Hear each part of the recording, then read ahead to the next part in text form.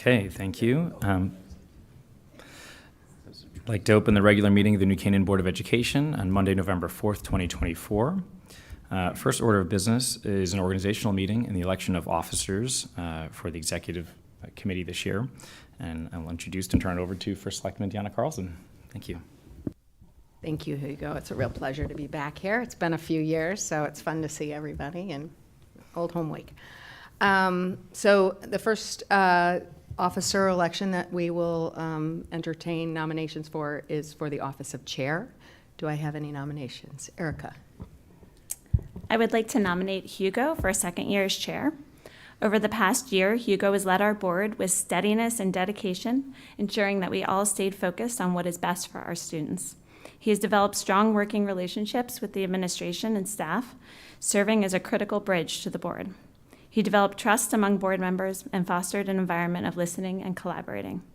Additionally, Hugo dedicated significant time to representing the Board of Ed by speaking to groups such as other town bodies at countless budget meetings, our teachers at convocation, and parents and students at graduation. In addition to serving as chair of the board and a member of the executive committee, Hugo also participates in meetings for all 4 of our board committees. Hugo has been a committed and diligent chair, and the board would be fortunate to benefit from his continued leadership in this coming year. Do I have a second? Penny. I just say Hugo has reached out to all constituents and this year and led the board ably, and I'm delighted to be a second. Do I have any other nominations? I do. Yeah. I nominate Laura Kelly for chair. I've been impressed with Laura's dedication in serving the BOE for the last year. She's relentlessly prepares for meetings, puts in long hours, and is passionate about New Canaan Public Schools. This probably isn't a surprise to anyone, considering that she nearly received the most votes of anyone in the recent election, except for me, of course. I was going to say, I think I remember it was you. I'm going to hold her to that, but yes. Moreover, Laura, she has the characteristics we need in a leader. She's committed to transparency, not just with the community, but also within the board. She always encourages the involvement of all board members, not just a select few. Thus, she empowers all board members, and by extension, those that elected us.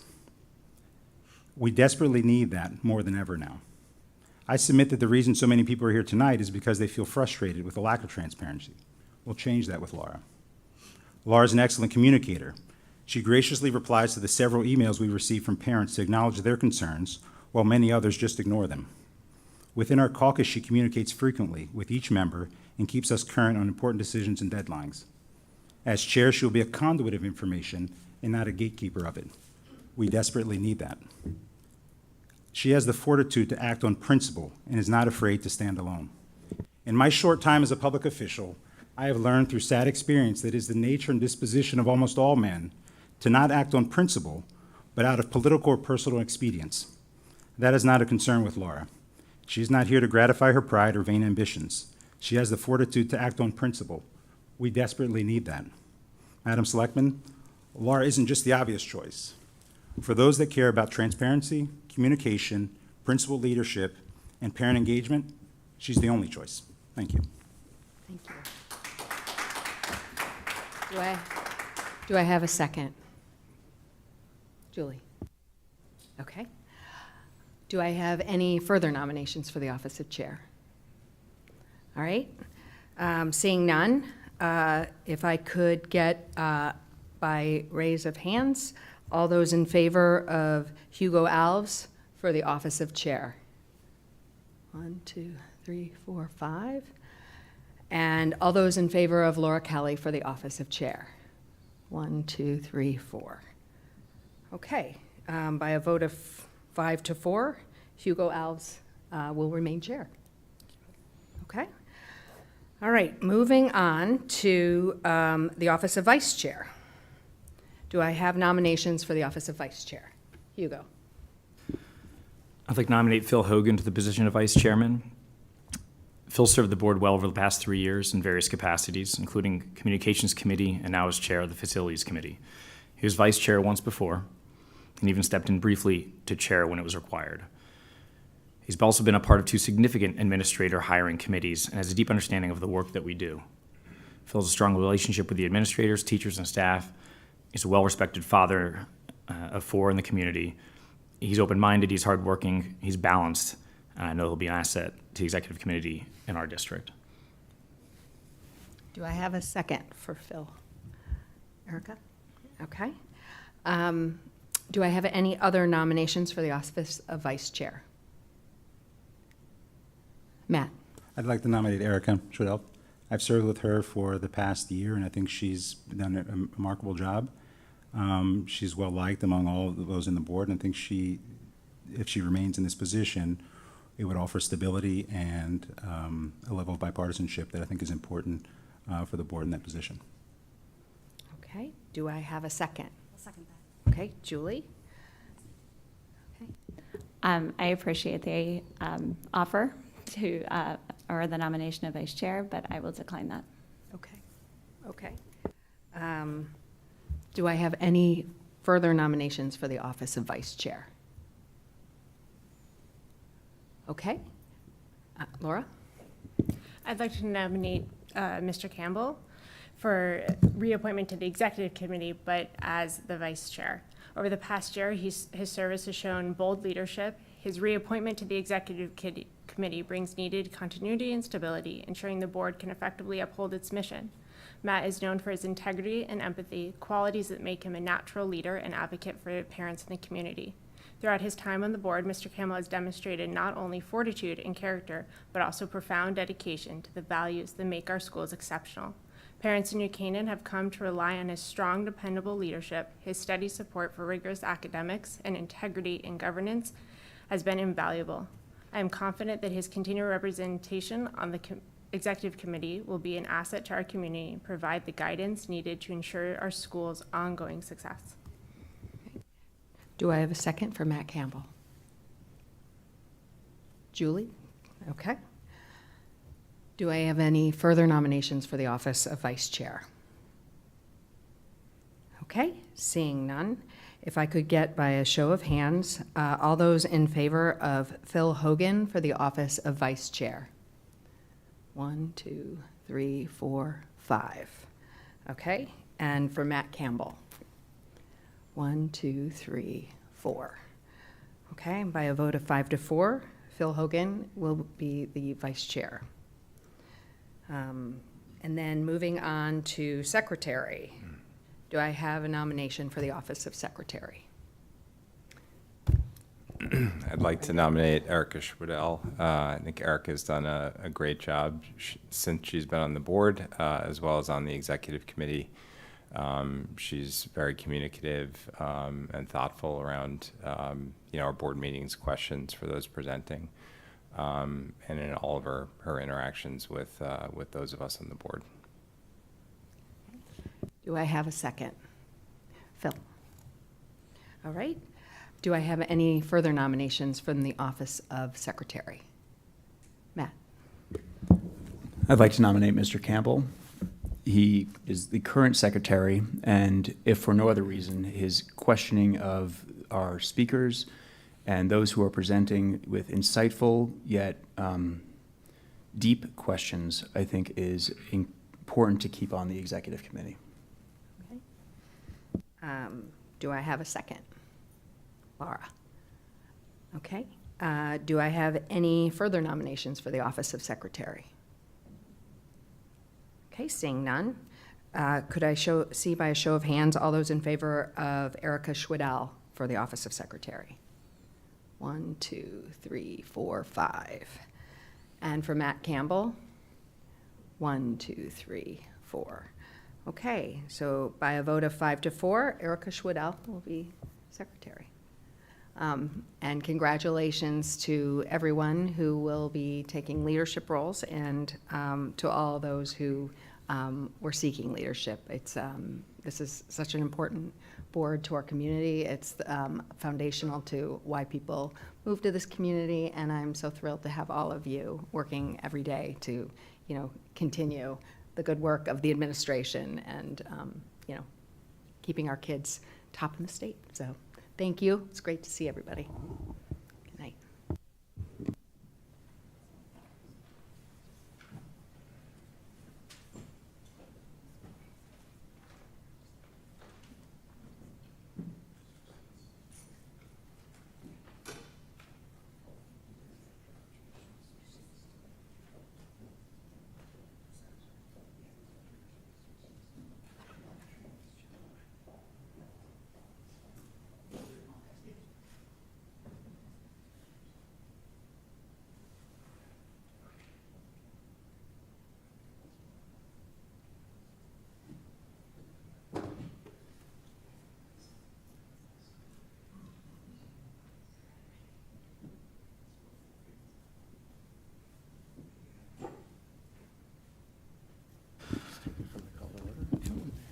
Okay, thank you, everyone.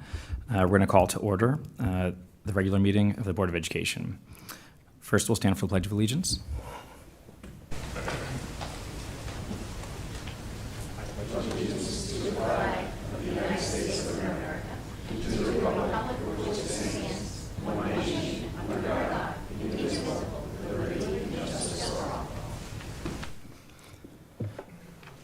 Thank you. Next, we'll review and approve the agenda for today, November 4th, 2024. Can I get a motion? Phil, second. Brendan, all in favor? Excellent. And then next is approving the minutes of October 21st, 2024. Can I get a motion, please? Laura, Brendan, second. All in favor? Okay, thank you. That passes. Next. I was not here, so it wasn't sorry. unanimous. Thank you. Sorry, thanks. I was not here as well, so I cannot make that motion. Okay. Motion still passes. But who's? So it's me, Brendan. So who's, okay, yes, going back. Brendan, motion, second. Matt Wexler, all in favor? Thank you, sorry. I'll get it right one day. All right, next, comments from the public. To ensure the public's right to be heard, the board has set aside some time during the meeting for public comments. 2 minutes are allowed at each speaker with a maximum of 15 on each subject. And I know there's some that would like to approach the board. So if you do come forward, please just state your name and the town, street address and town before you speak. Who would like to come before the board? Yes, please.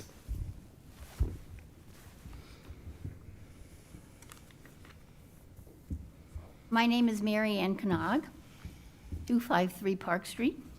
I am a New Canaan taxpayer, grandmother of 2 New Canaan Public School students, and a retired Connecticut Public High School teacher. In my letter to you regarding the assigned reading of the controversial Sherman Alexie book, I raised the question, does this work, or perhaps others like it, qualify as the best literature that we can give to our students in the few years that we have them for formal instruction in literature? Tonight I have further questions. Does this book, tainted with vulgar, grotesque sexual, biased, and anti-Christian rhetoric, not violate the New Canaan High School Code of Behavior as published in the student handbook, which forbids obscene or objectionable language, name-calling, insults, explicit language against gender, race, and religion? Also, does this book violate Title 19 of the Education Amendments of 1973, as well as Connecticut Public Act 11-232, which protects students' rights to learn, study, work, and participate in a comfortable and supportive atmosphere, free from sexual harassment, which shall include, and I quote, sexual comments? Does this book not violate these laws? Just because this language is not student-to-student behavior or teacher-to-student behavior, but comes from between the covers of assigned reading by teachers and supervisor, does it somehow excuse that? Or does it not make the violation of students' rights worse? Finally, I ask, are these violations not actionable? Thank you. Thank you very much.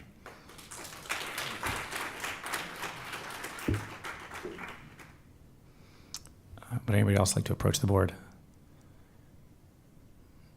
Okay. Yep.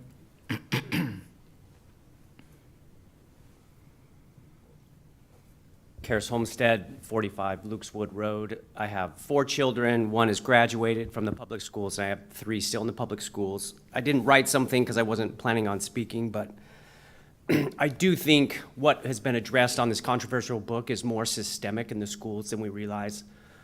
I had a 5th grade daughter come home and tell me her teacher said that Columbus was a sex trafficker. He wasn't.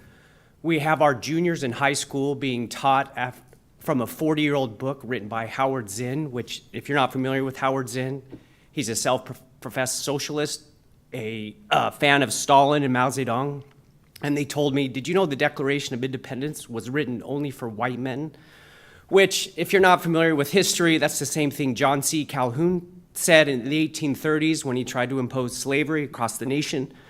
So I do think that our town, that the teachers are skewing ideologically left, and that as our Board of Education, as parents, we should be aware of what's being taught, especially things that undermine our civic education and the respect that our students have for our country. Thank you.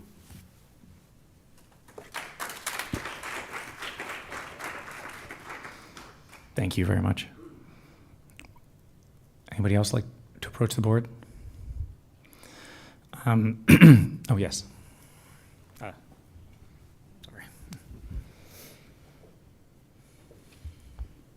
My name is Dr. Elaine Morganelli. I am here, I live Hawks Hill Road, New Canaan. I have a 14-year-old daughter at the high school right now, and when I heard about that book, I was mortified. We as parents are facing so much with online sexualization of our children. School should be the one safe place they can come, where we do not have to worry. There are thousands of books out there that can be chosen to teach them themes, context. There's no reason why there needs to be anything sexual. And we as parents should be aware of anything they are reading that has this kind of content in it. I'm a gynecologist. I see girls of all ages, as young as 10, 11, and 12, come into my office, having to teach them about STDs, letting them know that they have herpes.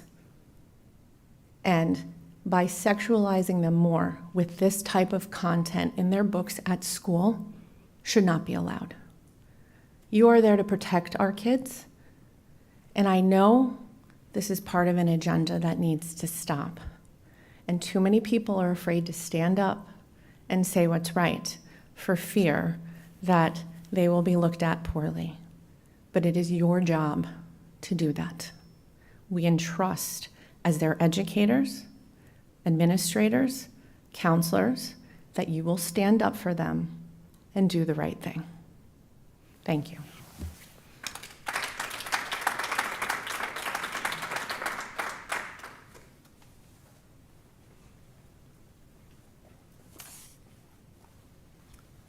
My name's Delsia Ivanoff, 69 Hoyt Farm Road. I just want to add my support to all of the comments that have been made this evening. The book in question, I rented it borrowed it from the library so as not to take anything out of context. And the things that I had seen, the pages that had been posted, when read in the whole context, were just as disgusting when they were seen in isolation. Our children are not sexual beings to be exploited, especially in a place of school that is a place of trust. We have such trust in you as educators, and it's widely deserved. However, you let down the standard of New Canaan schools when you allow children to be exposed to things that they have no business being exposed to at school.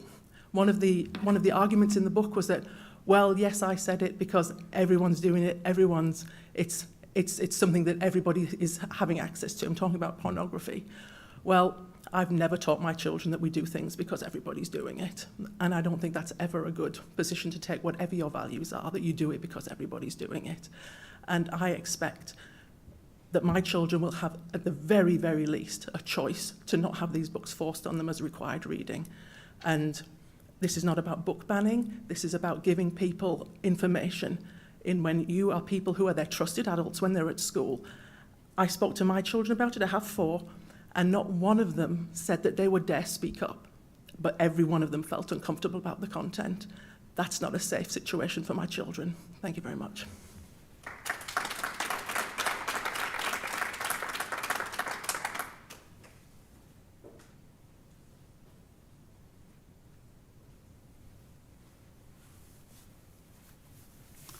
Hi, everyone. Chris Kelly. I live at 672 Owen-Oak. Grateful to be here in front of you. I think everybody who's spoken probably has better and more context than I do for the content that we're speaking of. But the little I know, I found abhorrent. Not because we don't have the need to be exposed to different viewpoints, not because we don't have the expectation that our kids will entertain different cultures and understand them, but because the author the author, has a disgusting and unexcusable past of abusing women,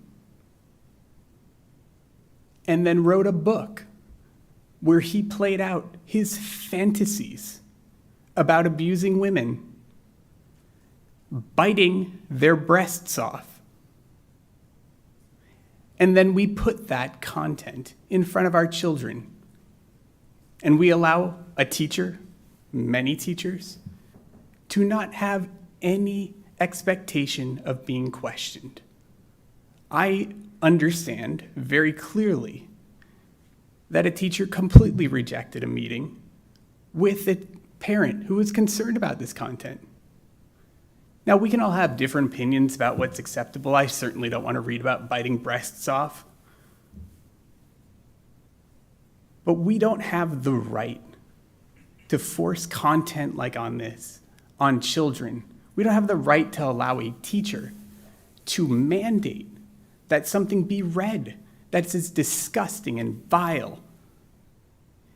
There's a principle that for many, many generations people lived by in the United States and all over the world, and it is that by their fruits ye shall know them. When you have a man who's written and done such vile things, and you still choose to allow his content in the school, you fail. You utterly fail. It's been 2 minutes. Thank you.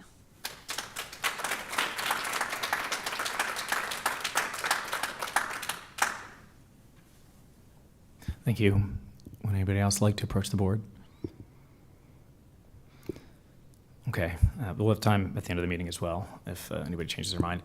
I do want to address one thing that most, maybe some of you know, some of you don't. It's frustrating. It's equally frustrating for us as I'm sure it is for folks making comments, which we truly appreciate that we, as part of our bylaws, do not respond directly to comments.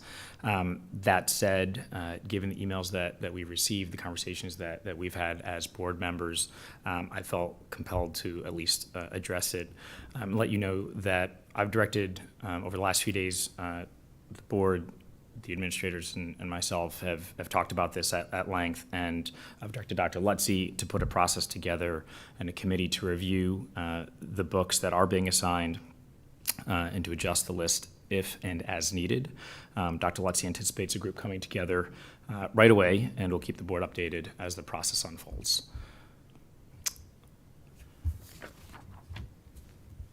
But again, thank you for coming forward.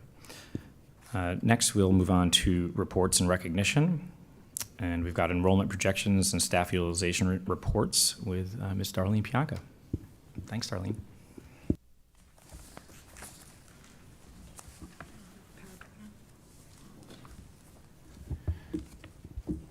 As the board is aware, annually we submit our enrollment data to NASDAQ on October 1st, and October 1st is the date statewide that we put in our data.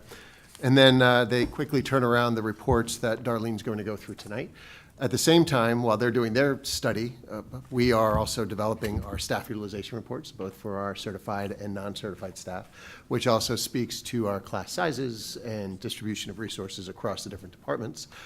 So Darlene will be covering that as well. You have copies of all of these documents in front of you, but if you're going to use the copy that you brought, if you brought yours from home, I know they were delivered on Friday, just put that aside. I'll collect it back because these are always valuable items, and we share them with the Board of Selectmen, the Town Council, the Board of Finance as we go through the budget process. Because as Darlene will explain, the data incorporated in these reports drive our budget significantly because, of course, enrollment and staffing accounting for about 82% of our budget on the whole. So that's an important part. And it also helps us to plan forward in next year's budget when we think about the enrollment projections and the distribution of students K-12 and even pre-K-12 through. So with that, Ms. Pianca, I will turn it to you. Well, thank you for that lead time, Dr. Lutzy. Take it away. We needed a little adjustment here. I hope you don't mind if I sit this time.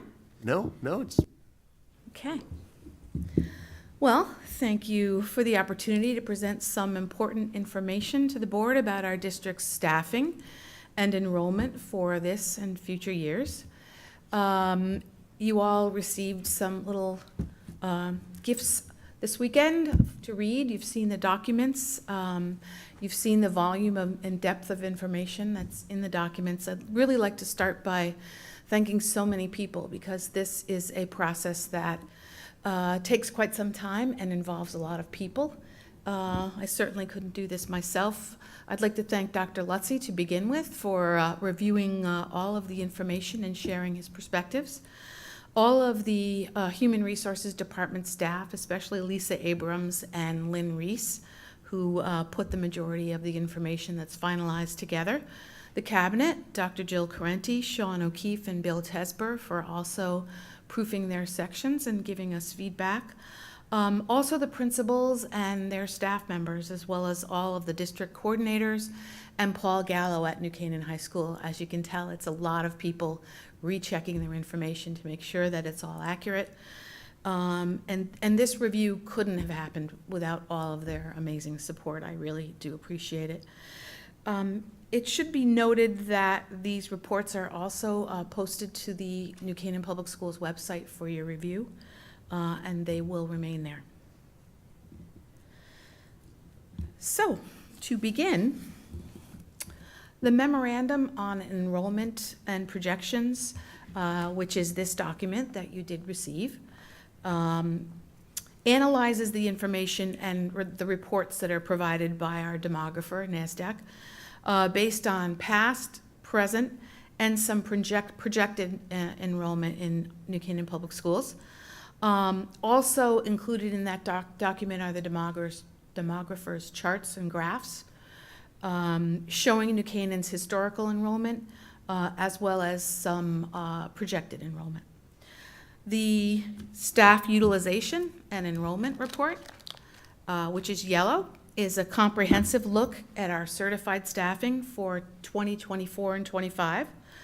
And this report includes summary enrollment data, some staffing, all of the staffing data with FTEs.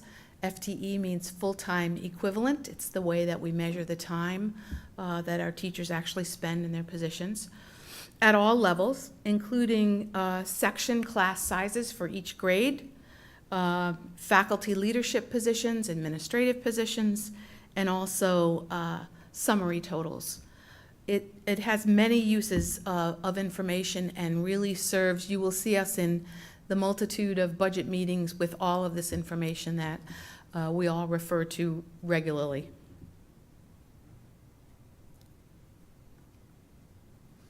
There is also a section, a booklet that is the staff utilization and enrollment report for non-certified staff. That's the purple booklet. And that basically is the same thing except for non-certified staff, all of the non-certified staff for the district. And lastly, the supplementary analyses. So this is the white sheets of paper, which basically gives us an encapsulation of some more detailed information around specific groups of staffing. So those are the documents. Let's take a look at our entire school district. Because the data is presented from several different perspectives, including the different levels of the system, specific grades, core and non-core subjects, classes, and sections is pretty voluminous in total. The information that I'm going to present to you tonight will really focus on a review of our current student enrollment, all of our educator staffing levels, and our demographer NASDAQ's projected enrollments for the near future.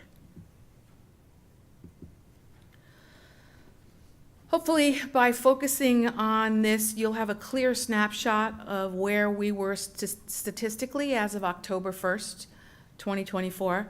And you may also hopefully have some sense of where we might be headed in the future. And as with any presentation, the data that is provided in these reports is quite detailed. And our report today provides only an overview of the broader information. So let's start with a school district perspective first. and here we are. When we add to the K through 12 enrollment, the pre-K program, and students who are outplaced, we arrive at the total district enrollment of 4,116 students, and this is compared to 4,106, or 10 more than last year's overall total. Our pre-K enrollments have ranged in the past 5 years from 46 to 49 or 50, and this year they are at 54. And we will be adding, or we have added, another section to that program, bringing the class total from 4 to 5. That gives us a school district total of 4,062.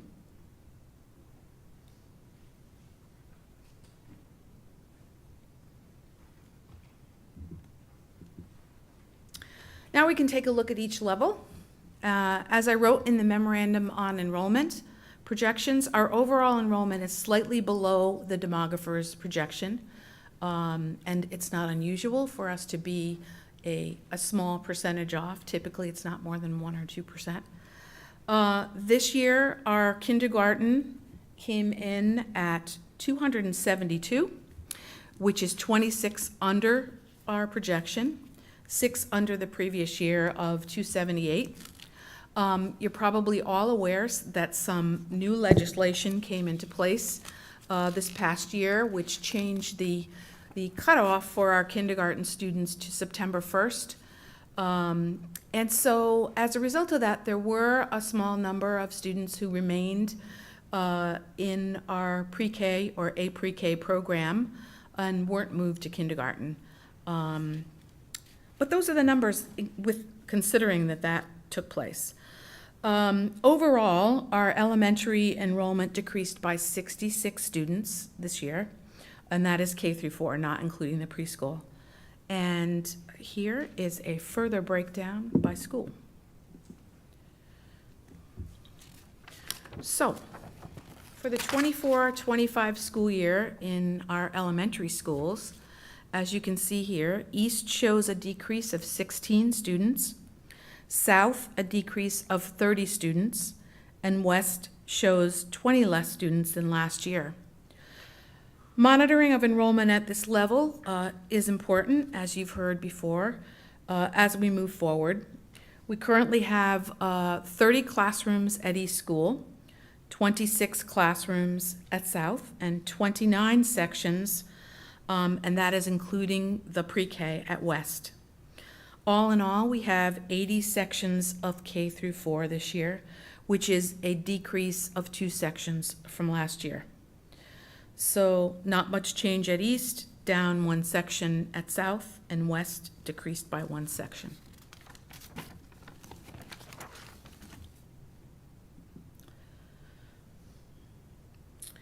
SACS enrollment had an increase this year from 1,261 to 1,273, an increase of 12 students.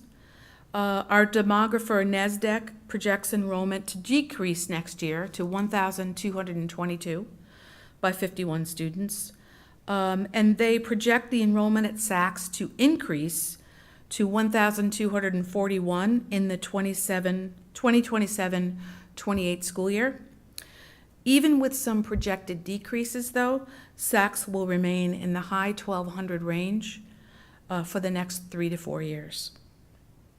And just for your information, the number of homerooms, grades 5 and 6 has 16 homerooms, and grades 7 and 8 also have 16 homerooms.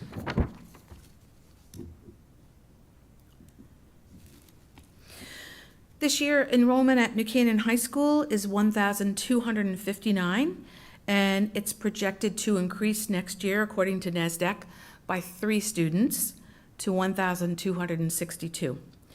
New Canaan High School enrollment is projected to decrease to an anticipated 1,159 during the 2029-30 school year, 5 years from now, which is a 100 student decrease.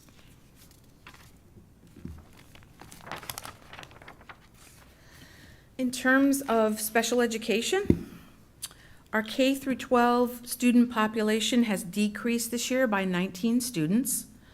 The prevalence rate this year is 13%, which is the same as last year. Our out-of-district placements are at 18, and the specific information on special education in detail can be found in the supplemental analyses of the staff utilization and enrollment report. There are several pages of information on the enrollment and the prevalence rates.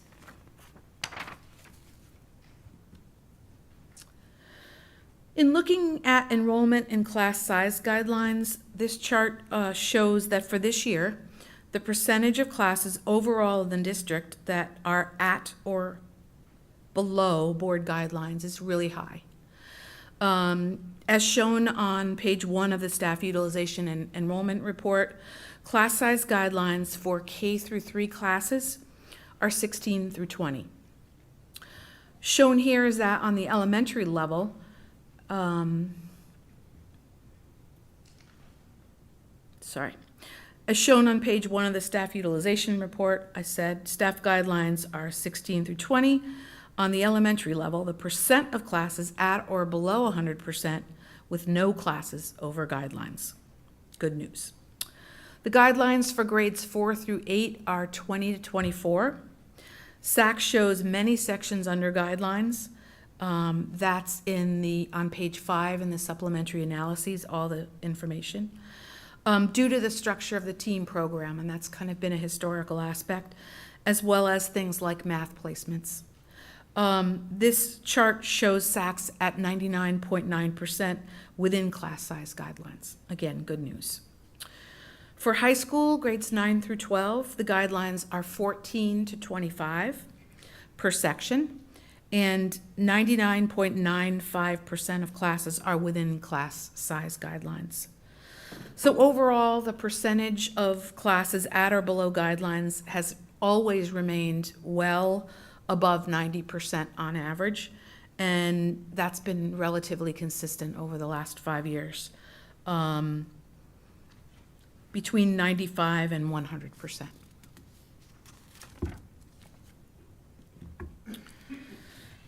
Now we'll take a look at staffing. As you can see, the number of certified staff increased by 5.4 compared to last year. And as you recall from the budget season, there were some additional positions that were created and added last year, such as a pre-K teacher, a guidance counselor. There were also 2 new 5th grade teachers based on enrollment, and then a variety of pieces of positions that came and went that added on to those positions equaled the 5.4 FTEs.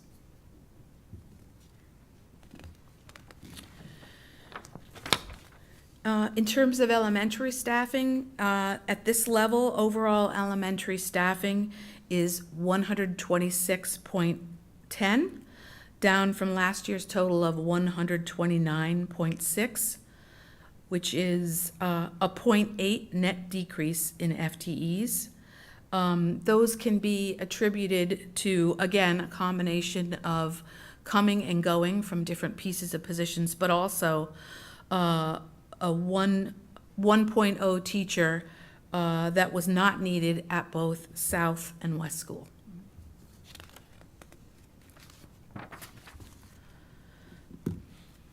In terms of secondary staffing, SAC's staffing shows an increase of 2.4, and New Canaan High School staffing shows an increase of 1.2.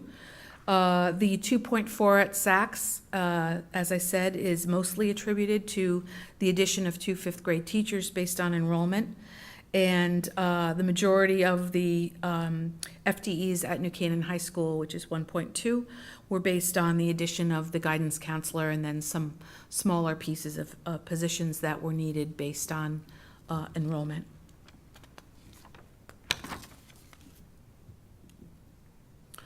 In respect to special education staffing, as you can see here, we were at 85.86 last year. This year, we're at 87.36, so an increase of about 1.5 FTEs.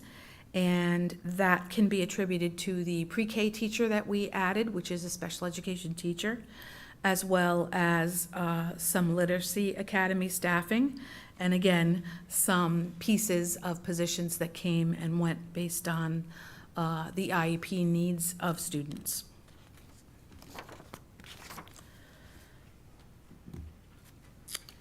Now back to enrollment and a look at NSDEC's projections for the future. The projection of our demographer estimates that the district as a whole will decrease in enrollment for the short term by 47 students, from 3,990 to 3,943. That's for next year. Examined by level, they project a decrease of 1 student at the elementary school, so it's a pretty consistent group. And pre-K isn't included in these figures.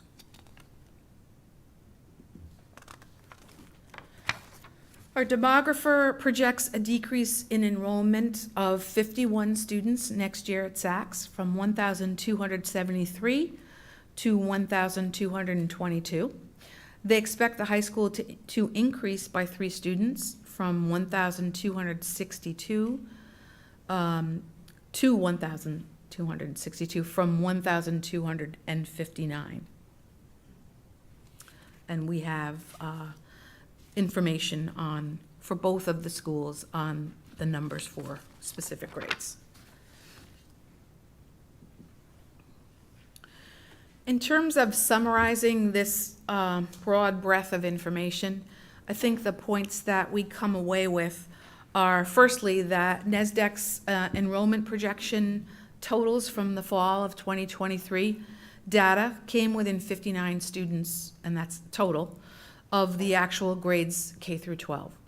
The point that we make from this is that they're usually pretty accurate numerically and data-wise. Another point is that the factors that will now come into play in terms of our future enrollment that have the greatest impact are any resumption of in-migration, which has happened over the course of the last couple of years, and the number of known births. We use those to take a look at what the future might bring. Another key point is that elementary school classes are within guidelines and programs remain intact with very balanced sections for the short term. Saks enrollment, a point about that is it's pretty well projected to stay the same in the high 1,200s, as I had just said, for the next 4 to 5 years. So that's pretty consistent. Our demographer describes our enrollment from our present 3,990 to 3,942 in the 2025-26 school year, which is a slight 0.12 increase. And according to the projections, we're entering a period of pretty stable enrollment for the next 3 years, except the last point is that projections indicate, and you're all aware of this, I think, a significant jump in kindergarten enrollment. And this is based on live births, an addition of 144 students in the 2026-27 school year. Then a higher than usual kindergarten moving forward through the 2033, that sounds so far away, 2034 school year when the projections end. And as we all know, it's important to consider options in terms of planning for that now, as we happen. So that was the quickest encapsulation of all this information that I could possibly do. If there are questions, I'd be happy to entertain them. Thanks so much, Darlene. Opening up for questions, Matt Campbell. Yeah, thanks, Darlene. Appreciate this. So looking at the data here, one thing that sort of jumps out is on slide 8, the steady decline in enrollment at Saks, right? I mean, I think we peaked at COVID we're down over about 9%, almost 10% since then, and you said expect it to sort of remain there. But yet, if you couple that with, I guess, in slide 14, and we only have 2 years of data here, but there's been an increase in FTEs. I would assume that it would go the other way. And do you have any sense, or could you tell me what FTEs were in 2020 at the peak enrollment? We could certainly get that information for you. I have enrollment in 2021.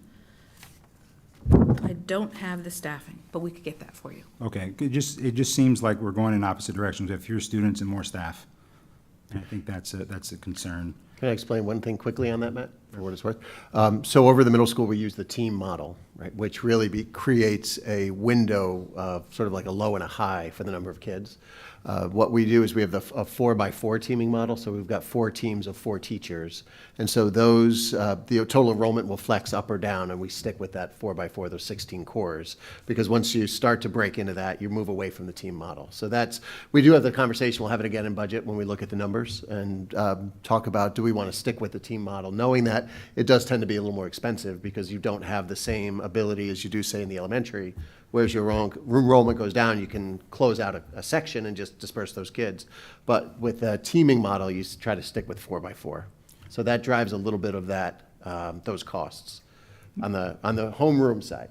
I understand that. I mean, I guess my counter to that would be, given the material decline, it would seem outside of that band, right? I mean, if it was from 21 to 22, that's fine. We're talking about a 10% decrease in student population, but yet an increase in FTEs, not even maintaining the same FTEs. So it doesn't seem to foot with that explanation. But we'll get the data. We'll get to the numbers. The other thing I would ask is that the kindergarten thing is it's obviously a big concern that we have, and it's surprising. But what sense do we have, as I look at the data here and sort of the projections and sort of historical projections, it seems like, for obvious reasons, Saks and the high school, there's a lot of visibility, right, given the fact that they're already in the school system. But with the elementary school, the variance between projections and really across the district, but most I think it's driven, it looks like in the data, it's being driven by the elementary school on slide 16. The variance in the past couple of years has doubled, right? Suggesting the projections are becoming increasingly less accurate. And so as we carry that forward, do we have an explanation why that is? I mean, we went from being sort of plus or minus, 20, 25, 1 or 2, to 65 or 59, right? Like, that's a huge jump. And sort of like I guess if we look at it from a standard deviation, right? Like, that's a pretty big miss. Do we know why that's moving in that direction and sort of what explains that? And then how do we think about that as we think about going forward? It seems like they're becoming less accurate, but yet we're thinking about making very big decisions on these projections. Dr. Lutzy, correct me if I'm wrong, but I believe that number is based on live births. Right? That's correct. So they're actually children that are in schools right now. So we know that number is accurate. The number of live births are, what they do is they look backwards in order to determine the factor from number of live births that are registered with the health department to the number of children that enroll in kindergarten 5 years later. And then they use that factor. In some districts, it's below 1. For us, it's above 1. So when they're looking at it, then you're exactly right. It's an art and a science, and there's a lot of variability there. The kindergarten enrollment is the toughest to predict because you can use all the historical factors you want, but if you have people move into town before they have children, we had after the pandemic, let's say, whereas they may have stayed out of town, had their children somewhere else, and then moved into town, which is what we call immigration. So there are always other variables at play. We do have another group running some projections for us that will be helpful. I think that's the SLAM group that we've used in the past, and that'll give us some other data points to look at and to compare. I guess what I'm asking, I don't know if I understood completely, but you're saying that what's based on live birth is the kindergarten projection? The kindergarten projection, okay. Correct. I guess what I'm saying here is that if you look at just the variance, right, on page 16, it's more than double, right, for what's been averaged to now. And so presumably these are also looking at presumably it's the same methodology. Is there something in a post-COVID world, or is there something that we're missing such that from one year to the next, I mean, the variance that was pretty consistent is now doubled?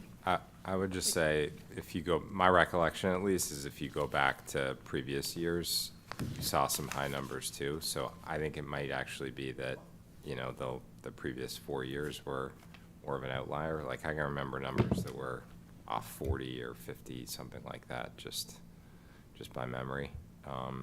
So I almost feel like the -12, -3, +29, +17, those numbers were, abnormally low.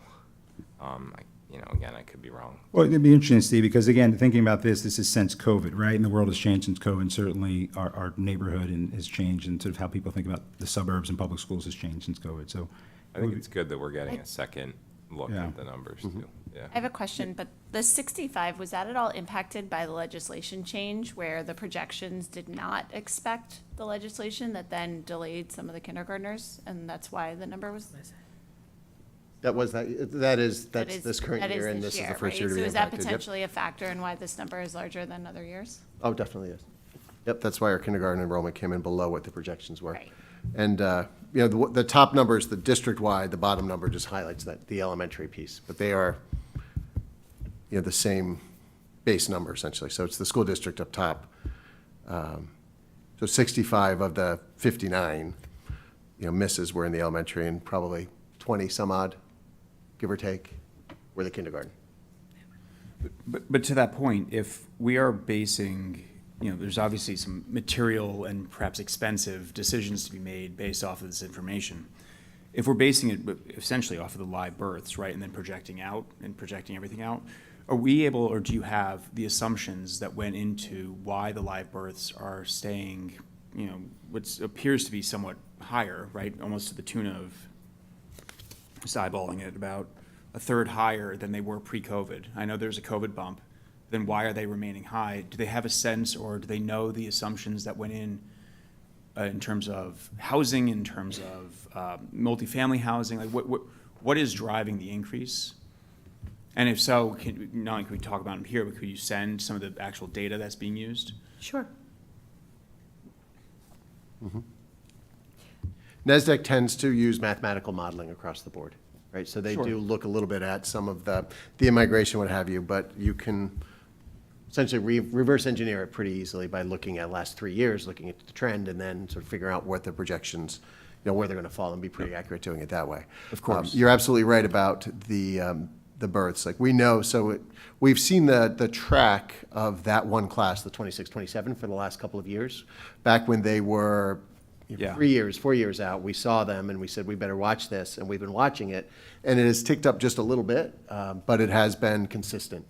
But once you go out further than, say, 5 years in your projections, you're going more towards art than science, because you just don't know. Those kids haven't been born yet. But both of the demographers have included information in the reports that we've received about multifamily dwellings and looking at all of the new or existing dwellings in the town of New Canaan for lots of people. Yep. So they are looking at, how many 4-bedroom, how many 3-bedroom, how many 2-bedroom. It is all Right. included in the thought process for the projections and And- in the reports. And that's what I'm interested in. Yes. Exactly. They do that. Is because understanding that there's there's laws that are being put in place, some statutes, and then obviously that just changes in the way the town is composed, that's having an impact. And so if knowing the assumptions, is this a blip that will revert to the mean? Or is this now the new norm? And so we can expect an extra, what is 50-ish, 40 to 50 new births, therefore new students, and trickling, throughout the next couple of years. Or is it a blip that's skewing the data forward projection? Right? Exactly. I think that's more of a concern, is that there may have Exactly. been a blip, and now that is skewing the projections. The future projections. And now it's all off. Yeah. That was why the second demographer last year and then again this year, just to make sure. Perfect.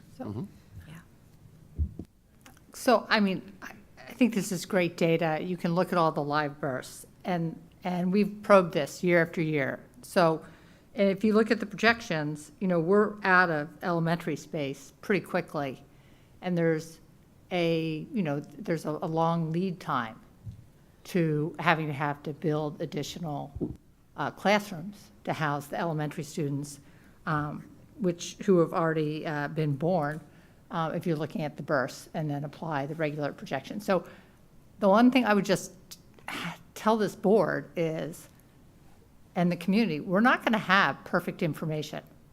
You know, we can probe, we can get 2 demographers, but at a certain point, we're just going to have to decide as a board, what are we going to go with? Because it's, you know, it's a couple year lead time to get the space once we decide as a board we need it. So I just put that out there. We can ask all the questions we want, and I would say, you know, back in the 90s, when they did the elementary schools, you know, they had the same exact problem that we're facing right now. And they went conservative, and we've had the 5th grade at Saks ever since. So, you know, look, I think we've had great schools since then, but I just think this is going to be a really hard decision for this board. And, you know, we're going to have to take it to the community and discuss it. But I don't want anybody to think we're going to have perfect information, because this is, you know, we take our best information, we look at all of it, and then we need to make plans. And I would just say, just to get it out there, if you look at what Darien and Westport are doing, they are investing in their elementary schools in the hundreds of millions. So that's not to say that that's right for New Canaan. It's just that's a trend that's out there, and we're going to need to look at it. And we're never going to know for certain. You know, we'll have to dial back after we make our decision one way or another and see if we got it 100%, you know, how good we were. I agree. I mean, I think that, you know, I invest on projections for a living, and what I would say is that you never have perfect data, but data quality matters. And I think that's what that question here is, the quality of the data, not how accurate it is. Exactly. I mean, that's why I'm asking about the assumptions, because we need to know whether this, what's baked into these numbers, if we're going to be investing, to, as you said, Oh, a couple $100 million. absolutely. I mean, and we can probe it, and we have probed it. We at least as a owe it board. to the people to know what's going into the projections 5-6 years out. Yeah, I just want to comment too. I mean, I agree that it's definitely a concern. This has been raised over the last few years now, and given the lead time, I think there's also opportunities for us to be creative in how we utilize other board and school space. I know we talked about expanding potentially the need for preschool, so I think that we can potentially look for an opportunity to parlay all of this into, you know, a better opportunity for the schools just in general without.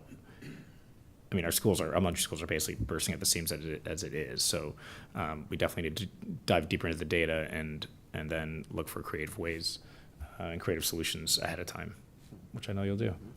Because we've done it before. We have our facilities committee of the board. Thank you. Other questions? Phil? I just wanted to ask a question regarding the prevalence rate in special education. So I feel like that's been, I think you said that was consistent with last year at 13%. I feel like it was lower when I joined the board, maybe it was at like 10 or 11. Am I making that up or not? And I'm just Good curious. memory, Phil. What's that? Good memory. Was it low? A little lower? So 22-23 was 12%.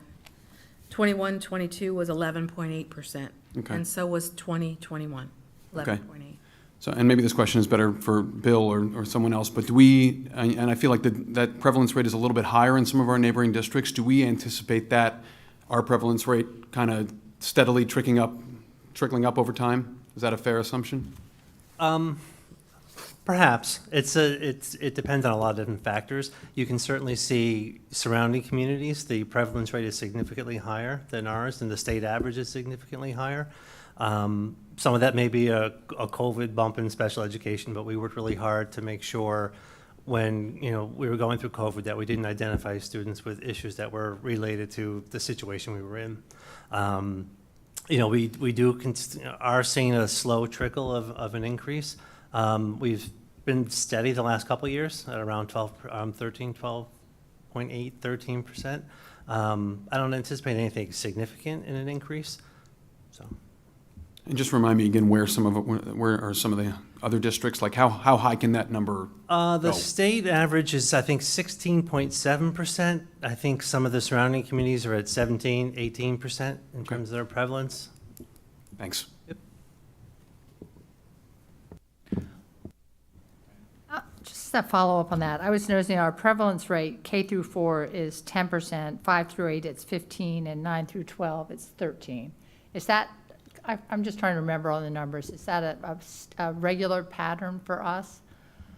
It tends to be a consistent pattern where we identify most of the students in elementary school, but you'll sometimes see disabilities emerge into the middle school with attention deficit and other issues that may come up. So you'll see a lower incidence rate in like kindergarten, first grade, and then as you go through the years, it tends to increase, and then it holds pretty steady into middle school and high school. And on some of the identifications, are we able to, through the Literacy Academy, graduate students out of this being identified, do you think, with all the different levels of intervention that we have?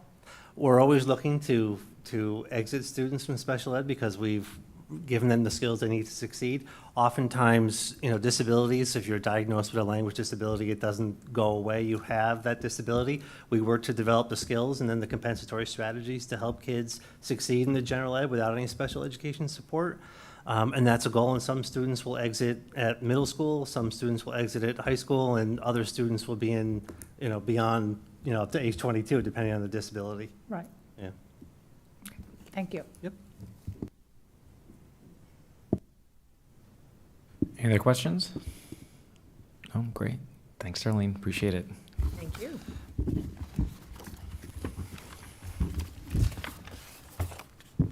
Okay.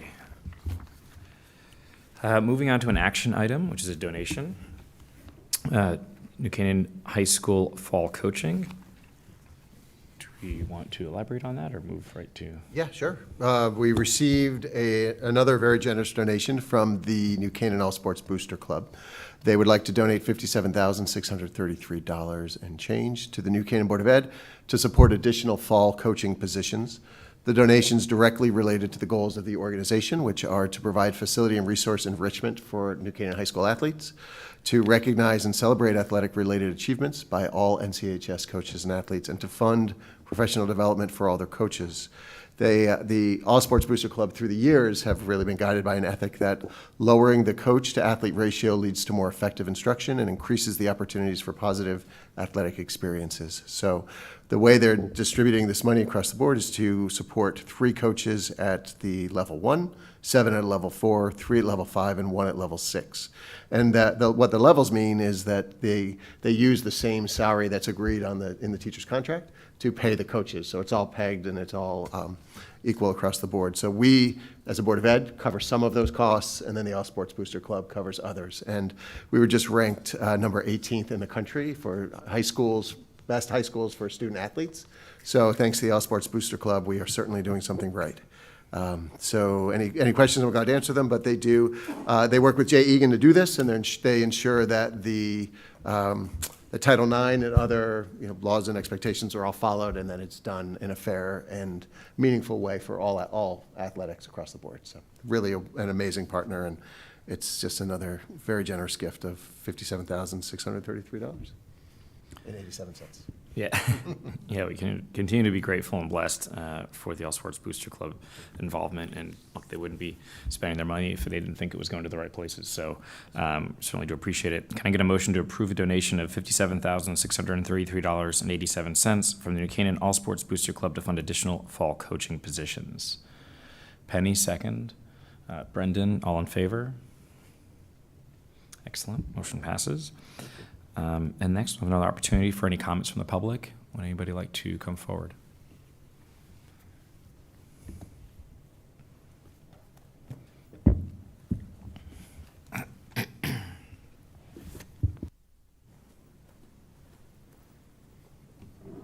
Hi, Lauren Connolly Nussbaum, 65 Whiffletree Lane. I come to the Board of Ed tonight in the same vein that I've come many times, and that is to appeal to everyone's better angels. I try to speak of unity and community and doing the right thing and modeling that for our children. And so I want to take the opportunity tonight to say thank you to the amazing teachers that we have in this district. I worry that tonight they were vilified a bit and they were accused of having an agenda.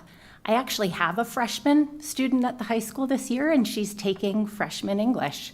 I think some of us in this room tonight have the same profile. She loves her English literature teacher. She's reading A Raisin in the Sun, a book that studies racism, that uses some very harsh language as well. And I ask, are we going to throw that out too? I really hope not. She will also be reading To Kill a Mockingbird this year, a book that covers alcoholism, sexual assault, our justice system. It talks about lynching.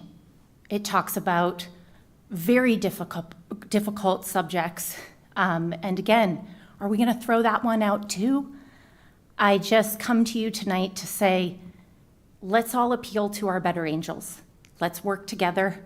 Let's try to find a way forward before we decide for everyone what they are and aren't allowed to read. When I heard about this book challenge and issue, I went and read the whole book. I highly recommend you do that too. And before I finish up tonight, I just want to say that teachers have changed my life. Teachers have changed my children's lives. They are not dangerous people. They do not have an agenda. And to quote from the absolutely true diary of a part-time Indian, if you let people into your life a little bit, they can be pretty damn amazing. Thank you.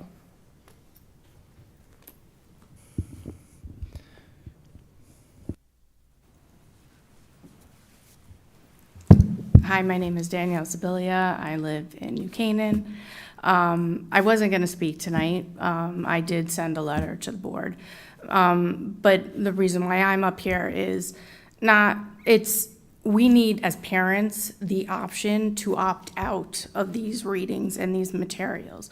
Reason being, I don't want this stuff in my home, and it isn't allowed in my home. So I should have the choice whether my child is learning about this in school or not. I am a taxpayer here, and if I'm going to educate my child on that, I'm going to do that at home, not in the public school system. And I don't care what they hear in the hallways and on the bus, but it should be a parent's choice on what their child is exposed to in the public school system. So that's my opinion.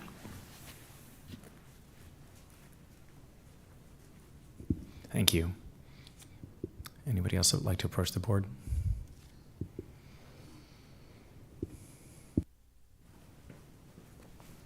Elena Colarusso, 176 Summer Street. Following Danielle's comment, I have a petition here signed by a lot of parents. We're just basically asking for transparency. We want the teachers to provide a detailed list of what they will be reading during the semester, and we want the option to opt out if there's certain graphic content that we don't want taught to our children with an alternative. So if I may just hand this over. You can leave it on the table right up there. It's fine. Okay. Thank you. Anybody else? Can people speak more than once or just one time? Yes, they can. Yes, you can. Yeah, please. Yeah. Oh, wait, not in the same session, no. No, only if, She needed to speak in the earlier session, then she could have spoken in the later That's session. right, that's right. Like Hannah Chang, she's perfected. Got it. right, you could go in the beginning Sorry. and the end, exactly, but you can't do twice in one of those sessions, correct, sorry. Yep. But you can go, exactly.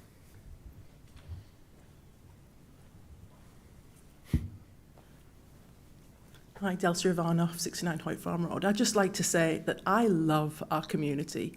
I love interacting with people of all kinds of beliefs, all kinds of viewpoints, political, personal, whatever. I really enjoy my association with the people in New Canaan. It's fantastic.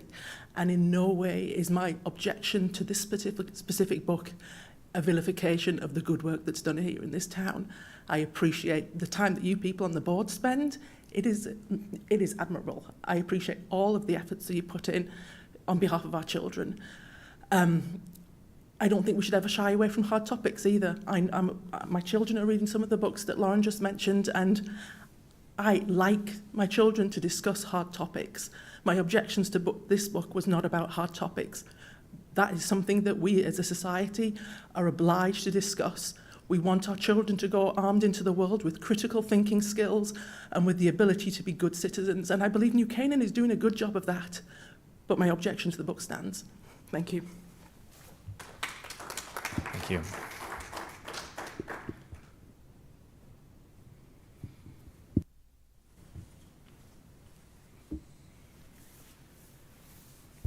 I'm not usually one for a lot of public speaking, but here you go. Chris Kelly, 672 Oak Ridge. Look, I really object to the characterization of the parents who have stood here tonight to object to something that is very different than books that many of us grew up with. A Raisin in the Sun. I mean, that's chalk and cheese is what they would say in England. They're not the same thing. It's not the same thing to learn about a character named Boo Radley who is, bullied, and then have a character who fantasizes about sexual assault. It's not the same thing. So it's completely unacceptable to come up here and demagogue an issue that way and somehow pretend that the people here are somehow pretending that these things are the same. It's unbelievably absurd, to tell you the truth. And you should think about what you just said about every single person in this room and how you critically... Excuse me, sorry, the comments, if you don't mind. Yeah, just fine. Thank you. Sorry, to the board. Not Think about it. Guys, we all have different points of view, but there's not a single person here who is trying to do anything but get the best situation for their kids. That means we can disagree. But to assume malintent, to sit here and to say that the people coming up here are trying to ban books, that kind of incendiary language is exactly what causes people not to speak up. And that is our problem in this town, is we've got a bunch of people who will completely and utterly shut you down if you have an opinion that doesn't match with some mainstream point of view. Sorry, we're going to end it.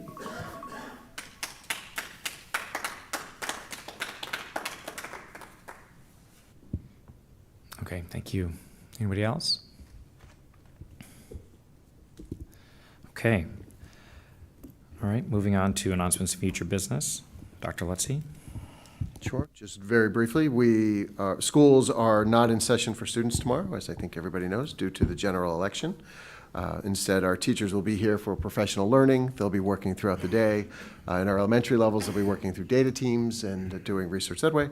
Our middle school, high school folks will be doing other things department-wide and building-wide. So it'll be a busy day for our staff, and our students will not be in school. And the buildings will be, of course, polling sites across the board as we've expanded those. So beyond that, our budget process is well underway. We've already been meeting and developing our capital lists and doing some other work of things that we will be discussing further as we get later into November and into December.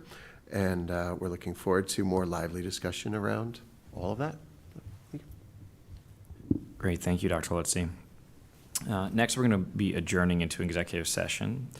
I'd like to make a motion to adjourn to executive session in accordance with CGS 1-200. The subject to be discussed is collective bargaining tentative agreement for the New Canaan Board of Education administrative assistance. Can I get a motion to adjourn? Brendan, second. Wex, all in favor? Thank you very much. We will be adjourning into executive session. Thank you.